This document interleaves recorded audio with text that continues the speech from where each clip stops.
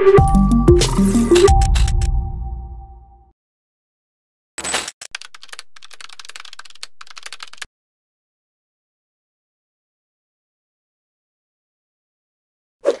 Kumaila. Halo Bang Ade. Senang sekali kamu bersedia lagi datang ke sini nih ya. Iya, so far belum kapok. Belum kapok ya. Jadi salah satu hal yang dari dulu saya dengar mengenai Kumaila adalah Kumaila itu adalah penghafal Al-Quran. Hafiz Al-Quran. Itu penamaan yang Anda sendiri tidak merasa terganggu kan? Iya, karena itu kan fakta aja. Faktanya emang Anda adalah penghafal. Tapi ada orang-orang yang nanya, betul nggak sih Anda itu penghafal Al-Quran? Dan ada yang minta, Bang Ade tanya deh, coba deh cek dia tuh. Bisa nggak sih dia mengucapkan ayat-ayat Al-Quran? Gini buat teman-teman yang barangkali dari non-Muslim, itu satu buku tuh yang disebut penghafal Al-Quran tuh. Satu buku Al-Quran yang berapa, ada ayatnya berapa? Iya, 600-an halaman. 600-an halaman itu? 6 ribuan ayat. 6 ribuan ayat dihafal, ya. Kalau di Kristen ada nggak sih itu penghafal Injil? Kayaknya nggak ada, nggak pernah dengar. Nih di sini kameramen kita kan orang Kristen. Menghafal Injil itu bukan tradisi kan Bang? Bukan. Jadi Injil itu harus dijalani dan diimani Bang, bukan dihafal. Wah ini kacau nih. Padahal gitu. jawabannya sederhana loh, nggak ada penghafal Injil tuh nggak ada ya. Tapi ya udah ya. Jadi, nah buat teman-teman non Muslim, ini ada orang-orang seperti Kumaila yang hafal 6.000 ayat, hafal ya. Coba kita cek ya, boleh? Waduh. Saya cek ya. Saya tanya nih ya. Saya sendiri. Sambung ayat. Biasanya orang ngetes itu tuh metodenya banyak sih. Cuman ada yang sambung ayat, ada yang apa? Gugup ya. Saya nggak ngerti sebetulnya dengan ini semua, tapi saya harus tanya. Paling gampang lah, kalau nggak salah surat pertamanya Al-Quran itu adalah, kalau di bukunya adalah Al-Fatihah. Al-Fatihah. Itu gampang lah, semua orang Islam bisa lah ya. Yang surat keduanya Al-Baqarah. Coba kamu sebut isi Al-Baqarah 1 sampai berapa? 5, 10? Kepanjangan 5 lah. 2, 3. Tapi ya terserah. Ya. Ini pertanyaan Bang Ade tuh kayak netizen. Coba baca Al-Baqarah. Aku tuh pernah ngeladenin ini live di sosmed pribadi aku, live terus ada netizen masuk ngetes baca Quran. Itu pengalaman yang menarik tapi kayak konyol lucu gitu. Tapi nggak, ini kalau ini serius. Okay, ini nggak konyol, serius. ini nggak lucu ini. Iya. Saya nggak pakai kerudung. Nggak enakan tapi ya. A'udzubillahi minasyaitonirrajim. Bismillahirrahmanirrahim. Oh enggak, bentar. Netizen juga suka ngerujak bacaan aku yang tidak patuh pada tajwid. Gitu. Jadi kayak tajwid itu cara baca ya. Betul, kayak aturan baca panjang, pendek atau tekanannya seberapa jauh, seberapa panjang gitu. A'udzubillahi minasyaitonirrajim. Bismillahirrahmanirrahim. Alif lam mim. Dzalikal kitabu la raiba fihi hudal lil muttaqin alladzina yu'minuna bil ghaibi wa yuqimuna as-salata wa mimma razaqnahum yunfiqun. والذين يؤمنون بما أنزل إليك وما أنزل من قبلك وبالآخرة هم يوقنون. Dah, itu 3 ayat. Enggak wow, itu biasa aja. Itu biasa aja? Biasa aja. Itu biasa aja? Oke, yang lebih susah kali ya. Misalnya, itu kan Al-Baqarah tuh panjang kan berapa ratus gitu ya? 300-an ayat itu. Ya, nah, ada bagian dari Al-Baqarah yang begini nih ya, para yang bukan non Muslim itu mungkin harus tahu nih, kita sholat tuh menggunakan ayat-ayat semacam itu ya. Makanya saya sendiri menghafal beberapa, ada sejumlah mungkin 15 surat lah yang pendek-pendek ya, Qul huwallahu ahad gitu ya. Itu kan pendek sekali ya. Nah sehingga, tapi dari surat-surat yang lain misalnya Al-Baqarah ini, saya tahu ada bagian yang bunyinya kira-kira begini. Allahu la ilaha illa huwal hayyul qayyum la ta'khuzuhu sinatun wa la naum. Bilang, bisa nggak diterusin? lahu ma fis samawati wa ma fil ard ma dzal ladzi yashfa'u 'indahu illa bi'idhnihi ya'lamu ma baina aydihim wa ma khalfahum wa la yuhituna bi syai'in min 'ilmihi illa bima syaa' wasi'a kursiyyuhu as-samawati wal ard ولا يؤوده حفظهما وهو العلي العظيم لا إكراه في الدين قد تبين الرشد من الغي فمن يكفر بالطاغوت ويؤمن بالله فقد استمسك بالعروة الوثقى لا انفصام لها والله سميع عليم. Kalau sami'un alim kayaknya. Oke. Aku cek ya. Ya nggak apa-apa. Itu Enggak, tapi saya harus kan tepuk harus tangan tepat. tuh. Ya, Ya. insya Allah tepat lah. Enggak lah, belum tentu. Ini penonton, saya itu nggak paham sama sekali itu. Jadi saya cuma baca tadi yang awal, kemudian Kumaila tadi lanjutkan. Itu bagian akhir ya? Enggak akhir banget. Nggak sih. akhir banget ya? Itu kayaknya masih ayat 200-an gitu. Ayat 200-an, oke. Satu lagi deh, Oke. yang Aku saya tegang. hafal aja ya. Oke. Tapi aku dapat hadiah rumah nggak? Soalnya ada yang nantangin aku hafal Quran ngasih hadiah rumah. terus dikasih hadiah rumah dong. Ya aku nggak tahu, katanya nanti dites dulu. Tapi nggak tahu tesnya kapan dan di mana. Udah jangan pada sok tahu ya sama Kumaila. Kumaila ini hafiz Al-Quran. Nah ini contohnya. Tapi terus aku disclaimer dulu. Tapi maksudnya hafalan aku nggak sempurna dan memang biasanya penghafal Quran tuh hafalannya nggak sempurna gitu ya. Jadi maksudnya bukan berarti hafal sempurna tanpa celah gitu, pasti bisa semua ya. Semua sempurna ingatannya itu unlikely. Kayaknya penghafal Quran yang hebat di dunia ini juga nggak ada yang hafal sempurna. 6.000 ayat, gimana coba ngingetnya? Betul, apalagi kalau misalnya orang Indonesia yang nggak paham bahasa Arab itu gampang mental. Oke, tapi saya coba satu lagi ya. Aku tegang. Al-Maidah. Bismillahirrahmanirrahim. Ya ayyuhalladzina amanu awfu bil 'uqud uhillat lakum bahimatul an'am. Enggak, nanti aku bilang. Tak itu enggak boleh gitu. Jadi uhillat lakum. Banyak netizen yang mengkritik bacaan aku. Oke, silakan. Bismillahirrahmanirrahim. Ya ayyuhalladzina amanu awfu bil 'uqud uhillat lakum bahimatul an'ami illa ma yutla 'alaikum ghaira mahillis shaidi wa antum hurum. Mahillis atau muhillis? Ya, whatever lah. Wah, aku nggak bisa whatever. Soalnya Quran itu verbatim. Harus tepat tanpa alternasi apapun gitu. Kalau salah tuh innallaha yahkumu ma yurid. Kalau salah itu ya udah salah. Gitu. Nggak, kalau salah tuh orang marah nggak ke kamu? Marah. Karena salah hafal. Karena salah. Waktu itu tuh Bang Adi pernah nanya suatu ayat ke aku, terus aku kutip, terus ada satu kata yang miss. Sebenarnya secara grammar tuh masih grammatically correct, cuman kan Quran harus verbatim. Dan itu orang-orang marah, langsung Kumaila bacaannya berantakan, hancur tajwidnya, kacau balau gitu. Maaf ya saya ketawa. Saya membayangkan mereka tuh marah. Pertanyaan saya, kenapa lu marah sih? Maksud saya, kalau kamu marah karena Kumaila menghina atau apa, bolehlah marah ya. Tapi ini kan cuman ada satu kata miss, itu pun grammatically tidak berubah. Dan kamu karena kayaknya fakta bahwa aku hafal Quran aja itu sudah membuat orang marah. Karena itu tidak sesuai dengan persepsi mereka terhadap seseorang yang hafal Quran itu harusnya gimana gitu.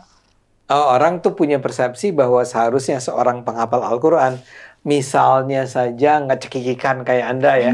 Misalnya. Nggak cengengesan. Nggak cengengesan seperti Anda. Tiba-tiba Anda cekikikan, cengengesan. Betul, lagi terus baca Quran lagi. Baca Quran. Aku nggak tahu itu nemu dari mana. Ada YouTube yang ada cuplikan aku lagi baca Quran sama ibu aku. Terus di depan kamera aku tuh gini-gini. Terus lihat saja kelakuan Kumaila Murojaah membaca Quran sambil main-main gitu. Tapi itu video itu dari mana dong? Dari aku pernah posting, cuman di mana dan kapan tuh udah lupa. Itu udah lama sekali kayak sebelum pandemi gitu. Ya. Kayak wah, ini dapat aja ya gitu. Kayak itu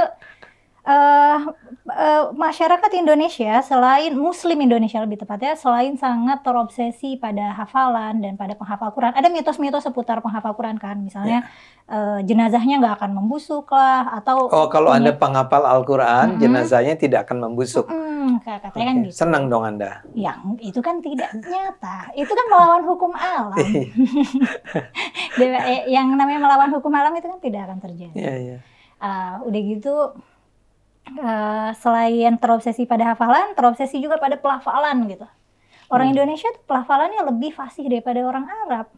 Makanya kalau ada lomba-lomba lafal tuh misalnya panjang pendek makhraj, gitu ya. ya, terus sama bagaimana huruf keluar gitu. Kayak misalnya kan orang Indonesia biasanya susah melafalkan do, ho, ha. Iya. Oh, sama aku juga kan kadang suka terbalik ho sama ha ketika lagi melafalkan. Itu juga dirujak, ini bacaannya kacau balau. Pas aku cek, ternyata aku melafalkan ho, apa yang harusnya ho, aku agak males nekannya, jadi kedengarannya seperti ha gitu. Nah, orang Indonesia tuh sangat terobsesi pada ini. Itu Kumaila ngajinya masih lewat hidung gitu, harusnya.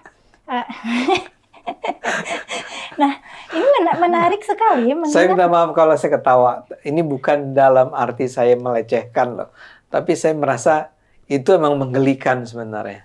Iya, karena kan substansinya bukan itu. Jadinya tuh fokus masyarakat Muslim kebanyakan terhadap Al-Quran tuh fokus menghafal, fokus melantunkan dengan seindah dan sebagus mungkin gitu. Tapi kita nggak tahu nih kenapa kita harus menghafal Al-Quran. Iya. Kita nggak tahu bagaimana Al-Quran bisa sampai jadi Al-Quran. Kita baca Quran, baca ayat dengan pelafalan yang sedemikian rupa. Kita nggak tahu itu sejarahnya ilmu tajwid tuh gimana gitu, dari mana? Ilmu baca gitu. itu ya. Ilmu baca itu dari mana? Kenapa kita harus baca ini berapa ketukan? Ya. Kenapa harus ditekan? Kenapa lidahnya itu tuh detail banget, Bang. Misalnya lidahnya harus digeraham kanan gitu. Itu, dan ada varian-varian ilmu tajwid. Itu Anda belajar itu? Iya, ada varian-varian. Biasanya yang spesialisasi studi Quran pasti belajar. Biasanya sih belajar ilmu tajwidnya itu. Kalau ilmu tajwid biasanya level anak-anak gitu, yang level anak-anak yang baru belajar Quran. Tapi kalau yang sudah spesialisasi biasanya ilmu tajwid itu bagian dari ilmu qiraat. Jadi qiraat itu kayak varian baca Quran yang dulu pernah. Jadi dulu cara baca Quran tuh ada banyak. Dan kenapa ada banyak? Karena dialek ada banyak, kan Islam kan luas nih. Ada orang-orang non-Arab yang juga memeluk Islam, dan misal mereka, di Irak gitu ya. Ya, di Persia. Mereka kan tidak bisa melafalkan seperti lidah orang Arab. Oke, saya mau potong dulu nih supaya saya jangan dituduh itu cuma tadi sedikit aja kok yang dia hafal, terus dipura-pura nyari-nyari. Kan tadi kamu bilang mau cari dulu nih. Betul. Udah aku ketemu mau belum? ngecek. Udah benar. Jadi betul. Betul. Coba diulang kalau gitu.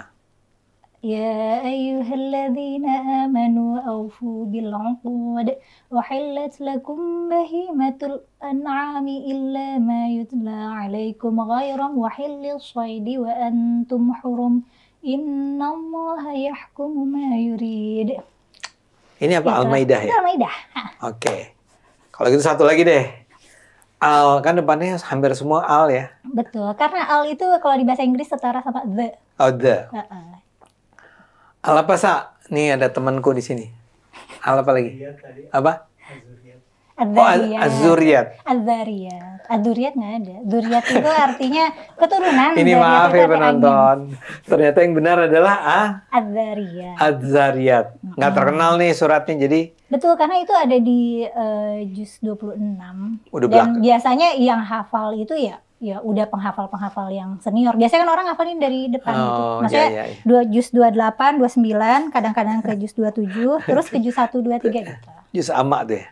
Juz amma itu juz 30. 30. Itu yang juz amma tuh yang kenapa populer. Saya hafal, karena sebagian tuh yang sering sekali digunakan dalam sholat ya. Qul huwallahu ahad, qul a'udzu birabbin nas. Tadi Az-Zariyat coba. Aduh.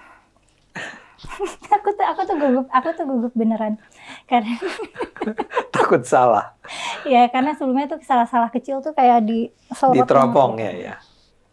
Bismillahirrahmanirrahim. Wadzariyati dzarwa falhamilati wiqra, faljariyati yusra, falmuqassimati amra, innama tu'aduna lasadiq, wa inna ad-dina lawaqi'. كي نسبحك كثيرا ونذكرك كثيرا إنك كنت بنا بصيرا قال قد أوتيت سؤلك يا موسى ولقد مننا عليك مرة أخرى. Kamu lagi cari ya? إن صراط المنتهى إنها salah. Aku nyasar. Iya. Nanti cut ya, Bapak editor. Enggak cut. Enggak, orang bisa lihat bahwa orang tuh mungkin saja seorang penghafal itu tiba-tiba lupa. Tapi nggak apa-apa. Saya ingin memperlihatkan Kumaila dalam aslinya, dalam bentuk aslinya. Oke, tapi sebenarnya itu juga yang pengen aku tunjukin sih, bahwa bacaan Quran itu tidak sempurna, tidak apa-apa. Hafalan tidak sempurna itu tidak apa-apa. Justru benar sih, benar. Justru dengan aku berusaha tampil sempurna itu aku mengikuti konformitas tuntutan masyarakat itu ya. Kamu sekarang udah tahu yang benar seperti apa? Benar, tadi harusnya wa inna dina lawaqi' itu bukan kainu sabihaka katsira, itu aku salah surat. Oh, pindah ke surat lain? Iya, nyasar. Karena kenapa ini susah? Karena Adzariyat ini adalah surat yang bentuknya seperti syair. Jadi dia pendek-pendek itu, dia seperti bait-bait syair yang dari ayat ke ayat itu tidak terlalu jelas korelasinya apa. Beda sama kalau ketika kita menghafalkan ayat-ayat yang bunyinya percakapan. Jadi kayak nggak mungkin nyasarnya nyasar banget gitu, karena kan itu mereka lagi ngobrol ya, berarti tektok gitu. Kalau misalnya misalnya Nabi Musa lagi ngobrol sama Allah ya, berarti abis Allah jawab, jawaban Nabi Musa apa ya, abis itu jawab gitu. Kalau misalnya kayak syair-syair gini yang bahkan maknanya juga sulit di bahasa Indonesia kan, itu ngafalinnya juga lebih sulit. Nah, kurasa juga bahkan untuk orang Arab juga pasti bagian kayak gini sulit gitu. Yang bentuk syair-syair pendek. Kamu berani coba ulang? Boleh aja. Coba. Aduh, maaf ya aku cengenges. Bismillahirrahmanirrahim. Wadzariyati dzarwa, falhamilati wiqra, faljariyati yusra, falmuqassimati amra. Innama tu'aduna lasadiq wa inna ad-dina lawaqi' was-samaa'i dzatil hubuk innakum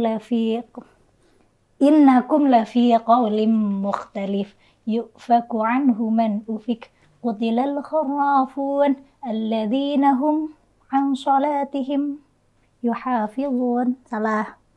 Qutilal kharrasun alladzina hum fi ghamratin sahun yas'aluna ayyana yaumuddin. Sampai kapan nih? Ya udah selesai. Sudah. Shadaqallahul azim. Ya. Saya mau tanya ya. Makasih udah bolehin aku nyontek. Ya. Dan karena buat saya nggak terbayangkan buat saya bahwa saya bisa. Nggak usah yang bahasa Arab indah begini. Yang bahasa Indonesia aja, nggak ada satupun kitab, buku, atau apapun yang saya hafal. Karena memang itu tidak perlu dihafal. Nah, itu pertanyaannya. Saya yakin mayoritas orang di dunia ini adalah seperti saya. Saya mungkin pernah baca buku yang sangat kritis dari name it, siapa yang bagus, misalnya Sultan Syahrir misalnya ya orang seperti Muhammad Hatta. Saya baca, saya pahami, tapi kan saya nggak hafal kan. Ya. Dan memang kemudian ketika saya ngobrol, saya bisa merujuk pada Bung Hatta pernah bilang begini loh. Dan kalimatnya kan nggak perlu persis sama dengan apa yang pernah dia tulis di bukunya. Itu bahasa Indonesia loh. Apalagi yang bahasa Inggris. Apalagi yang bahasa Arab. Jadi buat saya, ini jujur saya harus katakan, apa yang Anda lakukan barusan itu, buat saya, maaf kalau saya mungkin berlebihan jadinya, luar biasa mengagumkan. Ada orang yang Anda melakukan ini setiap hari nggak? Waktu kecil ya. Waktu kecil iya, sekarang udah enggak kan? Sudah enggak? Ya kan? Sesekali aja ketika diminta untuk Betul. menyebut itu. Atau kalau lagi pulang ke rumah orang tua, ibuku suka iseng juga ngetesin. Oh masih ya? Masih. Kalau atau abangku juga belum sampai status hafal Quran sih, tapi hampir hafal Quran. Ya kadang iseng juga. Oke. Nah, tapi setelah itu ada satu pertanyaan buat saya dan saya minta maaf dan buat penonton juga saya minta maaf. Gunanya apa sih orang menghafal Al-Quran? Ya itu juga pertanyaan aku sepanjang mungkin masa kecil dan masa remaja aku ya. Kenapa aku harus hafal Quran? Itu udah gitu aku nyari-nyari apakah ada perintah hafal Quran. Ternyata ada, tapi ternyata kualitas perintahnya itu, kualitas riwayatnya itu kualitasnya dipertanyakan, keasliannya, kualitasnya lemah. Kualitas hadis ya dia? Jadi jadi sangat mungkin bahwa perintah itu tidak pernah ada. Perintahnya kira-kira berbunyi hafalkanlah Al-Quran gitu? Betul, hafalkanlah Al-Quran, nanti bisa memberi syafaat kepada 10 orang di surga gitu. Atau hafalkan Al-Quran, nanti orang tua kamu di surga dipakein jubah dan mahkota yang cahayanya seindah matahari gitu. Memang biasanya hadis-hadis palsu itu ciri khasnya adalah narasinya berlebihan. Berlebihan. Gitu. Ya kalau betul Nabi mengatakan itu kan maksudnya apa sih? Kalau Anda adalah penghafal Al-Quran, orang tua Anda itu akan dikasih jubah tadi kan? Itu what does it mean kan? Sehingga menurut Anda itu tidak punya tujuan yang konkret ya. Udah gitu. Kalau saya ulang, kalau di dalam Al-Quran, jadi begini, yang tadi disebut oleh Kumaila adalah ucapan-ucapan Nabi yang kalau dalam hukum Islam itu disebut sebagai hadis lah ya. Tapi hadis ini masalahnya adalah nggak selalu hadis itu bisa kita percaya karena banyak sekali hadis yang sebetulnya ditulis belakangan oleh orang-orang yang semua hadis itu ditulis belakangan. Oh iya, oke. Dan supaya tidak terlalu membingungkan, ada ulama-ulama hadis yang mentarjih transmitternya ini, periwayat-periwayatnya ini dijudge sama mereka apakah ini jujur, apakah bohong, apakah jalur periwayatannya itu bersambung atau ada yang aneh nih gitu. Atau misalnya katanya si A dari B, padahal si B orang Irak, si A orang Mekah, ya kayaknya unlikely ketemu gitu. Ya hal-hal kayak gitu tuh. Nah sehingga saya lebih suka kalau orang menggunakan, iya itu ada di dalam Al-Quran, karena Al-Quran orang Islam akan sepakat itu datangnya dari Allah. Nah ada nggak perintah itu? Nggak ada kalau nggak ada. Jadi sebetulnya nggak ada perintah dalam Al-Quran untuk menghafal, ya itu nggak ada. Terus kan lagian sebenarnya apa yang disebut Al-Quran itu, kita mungkin ketika ngomongin Quran, kebayangnya itu kan mushaf ya, bayangannya buku. Quran di zaman Nabi kan bukan buku. Jadi Quran itu kan sebenarnya kumpulan wahyu, Nabi orasi. Jadi orang-orang yang penghafal Quran pada zaman Nabi itu bukan penghafal Quran seperti aku. Kalau aku kan bisa ditanya, coba baca surat Az-Zariyat gitu. Nah kalau lagi zaman Nabi kan belum ada penamaan surat, belum ada penyusunan Quran, dan nggak ada juga tes sambung ayat, itu nggak ada. Dan kalau misalnya ada bacaan-bacaan yang agak beda gitu, misalnya tidak sesuai tajwid sekarang, ini kayak para sahabat zaman Nabi juga nggak bakal ada yang bisa lolos nih untuk lulus tahfidz di lembaga tahfidz di Indonesia masa kini, karena saat itu Nabi permisif terhadap perbedaan bacaan karena dialek. Itu makanya pada awalnya ada banyak varian qiraat Quran yang kemudian dibakukan sama pemerintah, sama Khalifah Utsman untuk bacaan satu aja deh gitu ya, supaya jadi orang non Arab harus belajar untuk melafalkan Quran seperti orang Arab gitu. Itu yang memulainya adalah Utsman. Iya. Oke. Ini buat para penonton, jadi kira-kira begini, yang tadi dikatakan kan Al-Quran itu nggak turun sebagai sebuah buku ya. Turunnya sebagai berangsur-angsur selama 23 tahun, 22 tahun, 23 tahun. Dan jadinya sahabat yang hafal Quran ya sahabat yang di sekitar Nabi pada saat itu. Ya, gitu. Dan itu belum tersusun gitu. Ya, Nabi Muhammad sendiri nggak pernah bilang bahwa ini dikumpulin dalam satu buku ya. Itu sebenarnya katanya, aku belum pernah benar-benar meriksa, tapi dulu guru tafsirku bilang sebenarnya penyusunannya itu tauqifi, maksudnya Nabi tuh udah diperintah untuk nyusun gitu, makanya yang udah memerintahkan Zaid bin Sabit untuk nulis itu gitu. Jadi Tapi sampai beliau meninggal, Nabi masih Muhammad belum bentuk buku, belum jadi buku, masih bentuknya suhuf, lembaran-lembaran. Ya, makanya tadi dikatakan oleh Kumaila, ya jangan bayangkan pada saat itu ada penghafal Quran seperti penghafal Quran zaman sekarang. Kalau sekarang kan aku udah jelas nih, Quran ada 30 juz. Tadi aku bilang Ad-Dzariyat ada di juz 26, Al-Maidah mungkin ada juz 6 atau ada di juz 7 gitu. Aku sudah bisa membayangkan secara sistematis. Aku punya mental image di mana ayat Quran yang mana ada di mana, ayat Quran yang mana ada di mana. Nah, kalau misalnya orang zaman Nabi kan tidak punya mental image itu, orang Quran itu tidak ditulis. Baru maksudnya cuman ada yang nulis gitu, dan tradisinya itu saat itu belum tradisi menulis ya, mengingat menulis itu masih tradisi yang mahal. Karena menulis itu kan harus di pelepah kurma atau di belikat unta, ditulang gitu. Belum ada kertas. Jadi tradisinya itu oral, transmisinya oral.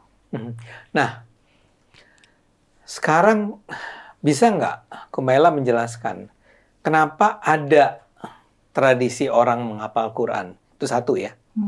Kedua, kalau zaman sekarang orang masih menghafal Al-Quran, itu manfaatnya apa? Yang pertama dulu ya. Aku rasa tujuannya itu menghidupkan tradisi aja sih. Yang sekarang? Karena itu berlangsung begitu lama, berabad-abad, jadi kayak ingin melestarikan tradisi itu, aku rasa. Cuman jadinya jadi gini, katanya kan menghafal Quran itu untuk menjaga keaslian, menjaga otentisitasan Al-Quran supaya tidak ada yang melakukan perubahan gitu loh. Makanya harus ada dari generasi ke generasi, harus ada yang hafal Quran supaya terjaga. Nah, tapi kan sekarang Quran sudah dibukukan. Mungkin ada miliaran cetak Al-Quran di seluruh dunia ini. Benar, termasuk versi digital. Akan mudah sekali mendeteksi kepalsuan Quran. Ini kayak ChatGPT, kalau aku minta teks misalnya kasih aku surat Al-Baqarah ayat 28 dong. ChatGPT ini masih suka memberikan ayat secara diganti redaksinya, tapi secara makna masih benar. Kayaknya ChatGPT itu masih belum punya awareness bahwa Quran tuh harus dikutip secara verbatim. Jadi suka aku marahin tuh, ChatGPT kamu tidak boleh begitu terhadap Al-Quran gitu. Terus dia jawab apa? Oh, maafkan saya gitu. Serius? Serius kan ChatGPT suka minta maaf mulu kalau disalahin. Oh, bisa disalahin? Oke, kembali ke tadi. Nah, apa namanya? Jadi kalau pertama dari sini, kenapa dulu ada penghafal Al-Quran? Untuk mengawetkan, untuk mengkristalkan wahyu Tuhan. Nah, kenapa Quran akhirnya dibukukan, akhirnya dibikin jadi mushaf? Karena para penghafal Quran banyak yang gugur di medan perang. Oke, iya. Awalnya Khalifah Abu Bakar tuh udah notice itu, kayak, waduh takutnya nih Quran punah seiringan dengan gugurnya para hufaz, gugurnya para penghafal. Nah, jadi upaya untuk membukukan Al-Quran tuh udah ada dari zaman pemerintahan Abu Bakar, tapi kemudian dirampungkan di pemerintahan Utsman. Nah, saat itu juga karena transmisinya oral, belum ada kesepakatan gimana nih tulisannya. Aksara Arab saat itu tuh belum ada tanda baca, belum ada harokat, belum ada titik. Itu, berarti mungkin itu 100 sampai 300 tahun setelahnya baru ada tanda baca yang jelas. Jadi orang tadinya cuma mengapalin ya? Karena tadinya asumsinya kan orang Arab ya pasti ngerti-ngerti aja. Karena menghafal itu juga udah tradisi orang Arab ya. Menghafalkan syair baik dalam bentuk lagu ataupun syair mentah, mereka tuh biasa menghafalkan syair. Jadi syair, dongeng, hal-hal kayak gitu tuh tradisi menghafal Arab. Itu tradisi yang sophisticated di kalangan mereka. Jadi kalau misalnya, jadi kaum intelektual di sana itu adalah kaum penyair biasanya, yang mengagungkan keindahan bahasa.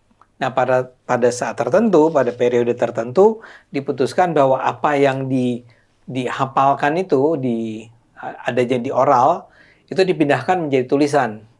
Dan kemudian semacam di standar kan. Iya. Ini yang benar tuh yang Betul. ini ya.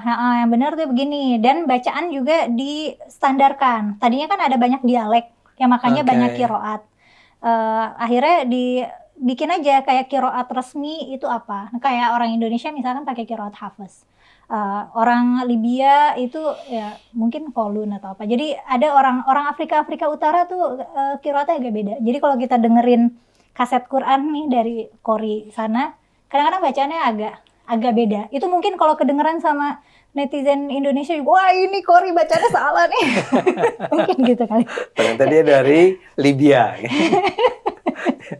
Jadi kayak ada varian bacaan dikit yang bahkan kadang malah hurufnya berubah juga. Yang mana itu sebenarnya berubah arti juga, cuman nggak fatal gitu loh. Nggak sampai kontradiktif gitu. Tapi ini tolong nilai logika saya. Dulu penghafal itu diperlukan supaya itu bisa terrekord. Terlestarikan, betul. Ya, terlestarikan kan. Karena semula orang hanya ya memang mengandalkan hafalan. Mengandalkan hafalan. Kemudian ada sebuah inovasi. Jadi ini bukan di zaman Nabi ya. Iya. Si Khalifah itu bilang, ini harusnya dibukukan aja supaya semua standar. Iya. Iya. Jangan berbeda-beda dari satu daerah ke daerah yang lain, dari satu waktu ke generasi berikutnya. Jadi udah ada kan Al-Quran ini sekarang. Ketika itu ya, sejak saat itu dicetak ulang lagi, ditulis ulang, dicetak ulang. Dan saat itu juga dihadiahkan ke kerajaan-kerajaan lain. Oke. Nah, begitu ada percetakan, ya jumlahnya yang versi standar itu menjadi jutaan. Sehingga pertanyaannya saya ulang. Kalau gitu, Anda setuju nggak kalau saya katakan bahwa kalau gitu, sekarang tuh menjadi tidak relevan lagi atau tidak menjadi sebuah kebutuhan yang prioritas untuk memiliki para penghafal. Karena kayak Anda aja tadi kan, begitu Anda lupa, Anda langsung klik keluar si Ali Imran, si Al-Maidah, si Az-Zariyat dan segala macam. Jadi what is the purpose? Apa manfaatnya bahwa ada banyak orang di Indonesia ini, di seluruh dunia menghafalkan Al-Quran? Ya, aku setuju. Itu makanya aku ingin menyanggah opini Bang Ade tentang aku, yang mana Bang Ade bilang aku hafal Quran itu luar biasa. Karena bagiku jadinya itu biasa aja, karena tidak ada manfaatnya.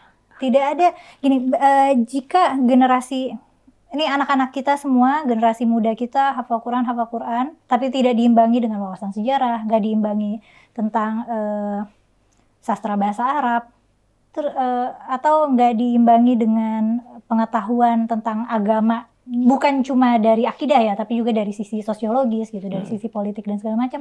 Terus buat apa? Generasi kita ke depannya ya cuma orang-orang yang bisa baca Quran aja, mungkin jago ngedalil gitu. Tapi kan itu bukan literasi yang sesungguhnya. Itu kan literasi yang false. Literasi yang sesungguhnya kan ketika orang paham konteks. Itu makanya aku merasa tidak istimewa, selain karena ya mungkin di keluarga aku banyak penghafal Quran, udah gitu juga aku pendidikanku kan selalu di institusi pendidikan Quran, jadi ya ada teman-teman yang juga hafal Quran juga, hafal Quran dan bacanya lebih bagus, ingatannya lebih kuat. Jadi aku sulit merasa istimewa karena banyak yang lebih istimewa gitu di sekitar aku. Dan aku tidak merasa aku memberikan, gini loh Bang Ade, jadi pas lagi aku belajar Quran itu kan sulit ya, yang bikin sulit adalah selain karena bahasanya bahasa Arab ya, bukan bahasaku, yang mana berarti kalau aku ingin memahami Al-Quran adalah aku harus mempelajari bahasanya, secara struktur juga aku akan bilang berantakan. Apa? Berantakan. Apa jadi, yang berantakan? Misalnya tadinya lagi ngomongin tentang hukum haji, tahu-tahu ada percakapan iblis dan malaikat misalnya, pokoknya bisa random banget isinya. Yang tidak ada kaitannya sama... Betul, sama ayat sebelumnya. Dan ternyata kaitannya ada di 100 halaman kemudian gitu misalnya. Serandom itu penyusunannya. Jadi itu menurut Anda terjadi karena saya tahu ini sebuah percakapan yang lain nih harusnya ya. Cuman kalau mau jawaban singkatnya, kenapa begitu random? Itu karena menurut Anda penyusunannya ketika itu belum rapih atau gimana? Kalau menurut ilmu Al-Quran yang mainstream ya alasannya ya karena Nabi menghendaki begitu. Oh. Dan ya udah kan kalau misalnya Selesai. perintah Allah gitu ya udah selesai gitu. Nah tapi itu kan buat pembelajar seperti aku itu sulit. Kalau kita baca buku-buku yang sudah dipublish itu kan pasti editornya ketat kan. Pasti ini bab 1 harus apa, bab 2 harus apa, dan pembahasannya harus runut. Nah di Quran kan nggak gitu. Dan untuk kita bisa tahu timeline dan nggak disusun secara kronologis juga gitu. Surat-surat yang pertama itu tidak menunjukkan Islam awal-awal dakwah, enggak. Itu juga random. Jadi untuk bisa memahami Al-Quran butuh wawasan sejarah yang ribet, yang berat. Bukan cuma sejarah dalam bentuk butir-butir fakta ya, tapi bukan cuma dalam bentuk rantai peristiwa, tapi juga kita harus bisa memahami yaitu konteks sosial dan politik di zaman itu gitu, untuk bisa memahami apa yang ada di Quran. Jadi Quran itu tidak bicara pada kita manusia modern. Akan susah untuk relate, untuk resonate. Nah, yang ada, makanya baru aja semalam ada orang di Twitter, di X ngasih ayat ke aku, wah ini ciri-ciri Kumaila ini ciri-ciri orang munafik yang disebutkan dalam Al-Quran. Dia ngasih ayat lah tuh ayat itu. Padahal aku tahu ayat itu tuh lagi ngomongin Abdullah bin Ubay yang tidak mau memberikan donasi untuk perang Tabuk. Nah, makanya sama Tuhan gitu, di Al-Quran disebutnya ini adalah orang-orang munafik, orang-orang kikir. Aku bilang lah, aku kan bukan orang kikir, ya tapi aku juga belum tentu mau sih donasi buat perang. Ya udah, cocokin itu aja. Konteksnya kamu menolak donasi untuk? Enggak, jadi orang ini mencocokkan aku dengan kriteria orang munafik yang ada di ayat itu. Tapi aku tahu ayat itu lagi bukan bicara tentang konten kreator ini. Ayat itu sedang membicarakan tentang kelompok yang tidak mau berkontribusi untuk perang, kontribusi secara harta gitu. Ya, dalam konteks perang masa itu ya. Nah, jadinya kalau misalnya kita mau mencocok-cocokkan kriteria orang modern dengan orang zaman Nabi itu akan sulit banget gitu. Mendingan dia bikin inian baru daripada ngambil dari Quran. Ya kita harus stop dulu tapi Kumaila. Kumaila ini sebetulnya Anda tuh baru mulai membuka mata kita kali ya tentang tadi kan kenapa harus ada penghafal Al-Quran dan kenapa itu barangkali harus dipahami secara kontekstual ya, bahwa dari waktu ke waktu ya ada perubahan-perubahan, ada dinamika yang menyebabkan pada masa tertentu memang diperlukan ada orang-orang yang bisa menghafalkan, pada masa yang lain barangkali yang lebih penting adalah memahami artinya, dan pada masa lain lagi, di tempat yang lain lagi, mungkin ada keperluan-keperluan lain yang spesifik konteksnya di tempat tersebut. Nah, saya akan hentikan dulu nih percakapan kita, tapi saya menjanjikan pada penonton bahwa kita bisa nih melanjutkan pembicaraan ini. Kalau penonton merasa ada yang belum terjawab misalnya, ada yang masih harus didiskusikan bersama Kumaila, nah kirimkan aja komentar Anda pada... Tapi aku masih mau nambahin Bang Ade. Sekarang ini? Iya. Boleh nggak? Sedikit. Sedikit ya.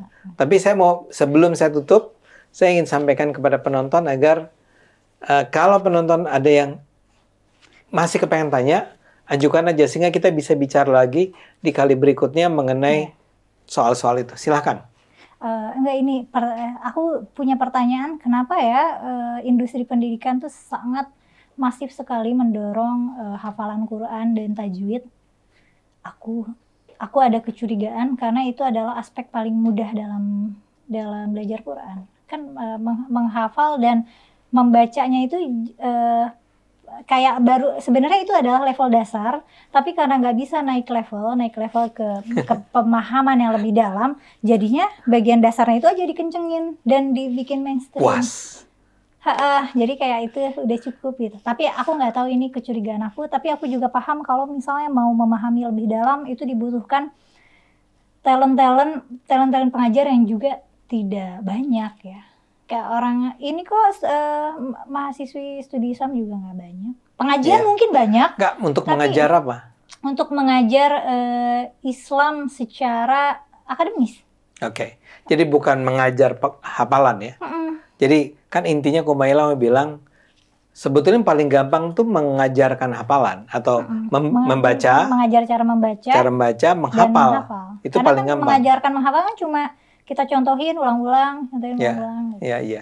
Dan sebetulnya yang disebut sebagai penghafal Al-Quran sekarang itu umumnya juga nggak baca, nggak hafal keseluruhan kan? Kayaknya sekarang aku nggak tahu ya, trennya kayaknya penghafal Quran jadi tambah banyak. Cuman penghafal Quran yang paham Quran, aku rasa pasti sangat langka. Mungkin kita Bahkan meskipun dari kalangan akademisinya sekalipun ya. Iya. Mungkin dari tadi teman Kristen yang tadi komentar, maksudnya logika itu yang barangkali perlu dipikirkan kan. Jadi sebetulnya terpenting bukan adalah bagaimana membaca dan menghafalkannya, tapi seperti mengamalkannya dan menangkap substansi pesan yang disampaikan di dalam Quran tersebut. Nah ini bisa kita bicarakan lagi nih. Oke. Ya. Dan kalau para penonton ada yang merasa bisa berkontribusi menjawab pertanyaannya Kumaila tadi ya. Kenapa itu berkembang? Kenapa sekarang menjadi justru semakin banyak? Sementara saya menganggap, saya minta maaf, saya akan menganggap bahwa sebenarnya penghafal Al-Quran itu menjadi tidak terlalu penting sekarang ini. Buang-buang resource, buang-buang sumber daya kognitif ya nggak sih? Ya. Kita bisa memfokuskan sumber daya kognitif kita untuk mencetak para pemikir-pemikir baru dibanding para penghafal-penghafal baru. Oke. Begitu dulu ya. Terima kasih Kumaila. Kita ketemu lagi dalam percakapan kita selanjutnya. Terima kasih penonton. Terima kasih penonton.